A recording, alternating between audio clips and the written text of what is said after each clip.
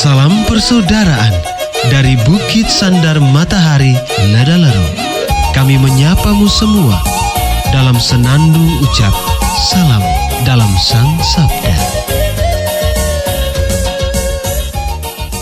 Bacaan Injil dan Renungan hari ini, edisi 27 Desember 2024, Jumat, Pesta Santo Yohanes.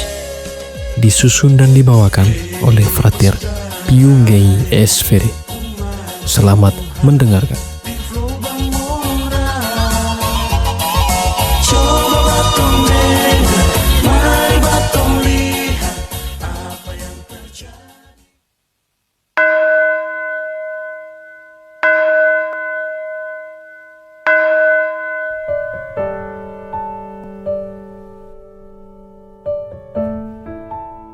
Bacaan dari Injil Yohanes bab 20 ayat 2-8.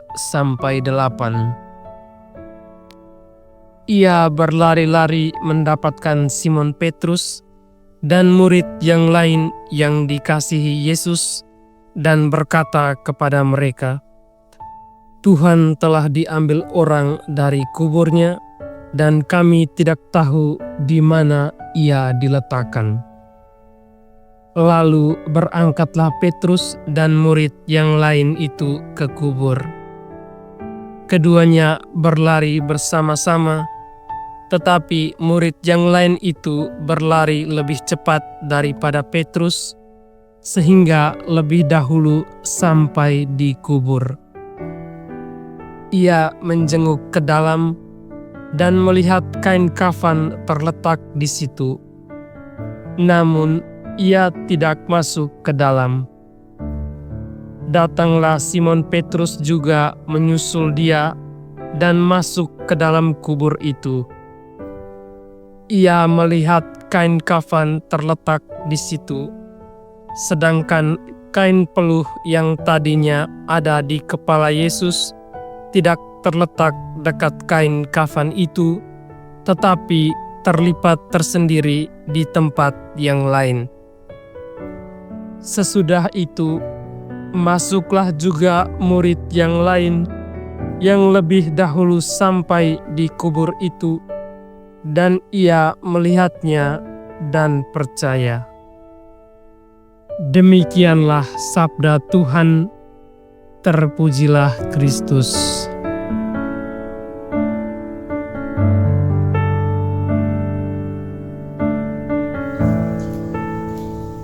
Bapak Ibu Saudara-saudari yang terkasih dalam Tuhan, selamat merayakan Natal bagi seluruh umat Kristiani. Semoga perayaan Natal ini senantiasa meneguhkan keyakinan kita akan kehadiran Yesus di tengah-tengah dunia yang sungguh-sungguh menyelamatkan. Masih dalam suasana Natal yang kita rayakan, hari ini Gereja Universal merayakan peringatan Santo Yohanes, Rasul dan penulis Injil. Dalam bacaan Injil yang baru saja kita dengar, secara tidak langsung dan memberikan gambaran kepada kita tentang siapa itu Yohanes. Identitas Yohanes digambarkan melalui reaksi yang ia tunjukkan ketika mendengar bahwa kubur Yesus telah kosong. Injil menerangkan bahwa ketika Maria Magdalena mendapati kubur Yesus yang telah kosong, ia segera mengabarkannya kepada Petrus dan murid yang dikasihi Yesus. Kabar tersebut sontak membuat kedua murid bergegas untuk melihat secara langsung keadaan kubur Yesus. Keduanya sama-sama berlari, namun murid yang dikasihi Yesus lebih dahulu sampai ke kubur karena ia berlari lebih cepat. Murid inilah yang kita kenal dengan nama Yohanes yang kita peringati pada hari ini. Bapak Ibu Saudara-saudari yang terkasih dalam Tuhan, peristiwa ini menunjukkan kepada kita seperti apakah Yohanes itu. Melalui Injil, kita mengenal Yohanes sebagai pribadi yang berlari lebih cepat sampai ke tujuan, sehingga terlebih dahulu menyaksikan keadaan kubur Yesus yang kosong, dan hal itu membuat ia percaya. Apa yang bisa kita pelajari dari pribadi Yohanes ini? Ada dua poin penting yang sekiranya dapat kita pelajari. Pertama, Saat sepintas mungkin kita berpikir bahwa tindakan yang ditunjukkan oleh Yohanes merupakan suatu hal yang sepele, karena hanya sebagai tindakan fisik yang kita semua bisa lakukan. Namun, jika kita merenungkannya lebih mendalam, maka kita akan sampai pada sebuah kesadaran bahwa berlari dalam konteks ini bukan hanya sebagai sebuah aktivitas ragawi, melainkan lebih dari itu, sebagai sebuah ajakan untuk melihat sudah sejauh mana kita mampu berproses terhadap setiap tugas dan tanggung jawab kita masing-masing. Bukan tentang cepat atau lambatnya proses itu untuk mencapai tujuan yang kita harapkan, tetapi sejauh mana kita telah menunjukkan sikap penuh setia dan pantang menyerah dalam mengikuti prosesnya. Dan menjadi suatu kepastian bahwa kita pasti akan berhadapan dengan banyak dinamika yang membuat kita tidak dapat mengelaknya. Menghadapi realitas dinamika tersebut, pertanyaannya ialah, apakah kita memilih berhenti untuk berproses atau memilih untuk terus melangkah berproses? Jawabannya kembali kepada kita masing-masing. Melalui peringatan Santo Yohanes yang kita rayakan pada hari ini, kita sekalian diajak untuk terus berproses terhadap tugas dan tanggung jawab kita masing-masing, sehingga kita boleh mencapai tujuan yang kita harapkan. Bapak Ibu Saudara-saudara yang terkasih dalam Tuhan, poin kedua yang dapat kita pelajari dalam konteks perayaan Natal yang sedang kita rayakan ialah percaya bahwa kelahiran Yesus ke dunia sungguh-sungguh menyelamatkan manusia. Dalam Injil kita mendengar bahwa ketika Yohanes menyaksikan kubur Yesus yang telah kosong, ia menjadi percaya. Kepercayaan terhadap apa? Apakah Yohanes percaya terhadap kesaksian Maria Magdalena bahwa kubur Yesus memang telah kosong karena ia sendiri menyaksikannya secara langsung?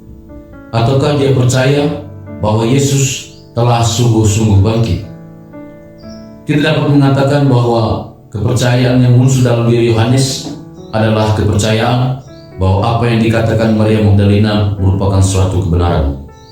Tetapi jika kita melihatnya dengan menggunakan kacamata iman, maka kita dapat menemukan jawaban bahwa kepercayaan Yohanes merujuk pada sikap percayanya terhadap Yesus yang sungguh-sungguh telah bangkit. Bapak Ibu Saudara-saudara yang terkasih dalam Tuhan, perayaan Natal yang sedang kita rayakan saat ini merupakan suatu peristiwa iman. Kelahiran dan kehadiran Yesus di tengah dunia hendak memperlihatkan karya Allah yang sungguh luar biasa dalam kehidupan manusia. Kita percaya bahwa inkarnasi Allah menjadi manusia dalam rupa Yesus adalah suatu tanda bahwa Allah selalu memperhatikan umatnya dan tidak akan pernah membiarkan umatnya berjalan sendiri tanpa pendampingan serta perlindungan darinya. Pertanyaan untuk kita refleksikan bersama, apakah kita yang telah percaya ini telah menunjukkan sikap memperhatikan orang lain, secara khusus terhadap sesama kita yang berkekurangan dan terpikirkan dalam karya kita masing-masing? Mari kita jadikan perayaan Natal ini sebagai momentum untuk lebih memperhatikan sesama kita yang sangat membutuhkan pertolongan dari kita, sehingga keselamatan yang Allah janjikan dapat sungguh-sungguh menyata dalam kehidupan kita.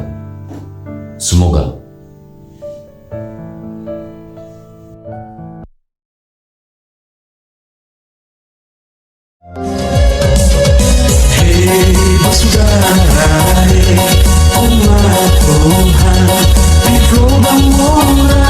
Sahabat-sahabat pencinta Sang Sabda, kita baru saja mendengar bacaan Injil dan renungan edisi hari ini. Sampai jumpa kembali pada edisi berikut. Terima kasih kepada Divisi Kerohanian website Seminari Tinggi Santo Paulus Ledalero. Semoga Sang Sabda menjiwai seluruh pengalaman hidup kita hari ini. Tuhan memberkati kita sekalian. Amin.